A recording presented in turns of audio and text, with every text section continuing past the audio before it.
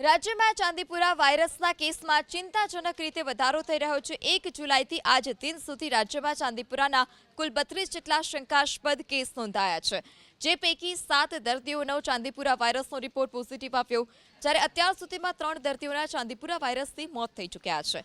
ચાંદીપુરા વાયરસના નોંધાયેલા 32 શંકાસ્પદ કેસ પૈકી 23 દર્દીઓના રિપોર્ટ આવ્યા, જ્યારે હજુ પણ 9 દર્દીઓના રિપોર્ટની રાહ જોવાઈ રહી છે। 32 પૈકી 20 દર્દીઓ હાલ હોસ્પિટલમાં સારવાર હેઠળ છે, જ્યારે 2 દર્દીઓ સાજા થતા તેઓને હોસ્પિટલમાંથી રજા આપી દેવામાં આવી।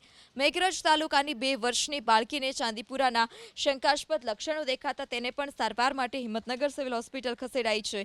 ચાંદીપુરા વાયરસના શંકાસ્પદ કેસ વધતા આરોગ્ય વિભાગે પણ અસરગ્રસ્ત વિસ્તારોમાં સર્વેલન્સ અને ડિસ્લિટિંગની કામગીરી શરૂ કરી છે। ચાંદીપુરા વાયરસથી બાળકોને સુરક્ષિત રાખવા માટે ઇન્ડિયન મેડિકલ એસોસિએશને પણ જાગૃતિ અભિયાન શરૂ કર્યું છે। આ સાથે જ સેન્ડફ્લાય માખીના ઉત્પન્ન સ્થળોનો નાશ કરવા અને કોઈપણ શંકાસ્પદ લક્ષણ જણાય તો તાત્કાલિક તબીબી સલાહ લેવા પણ કહેવામાં આવ્યું।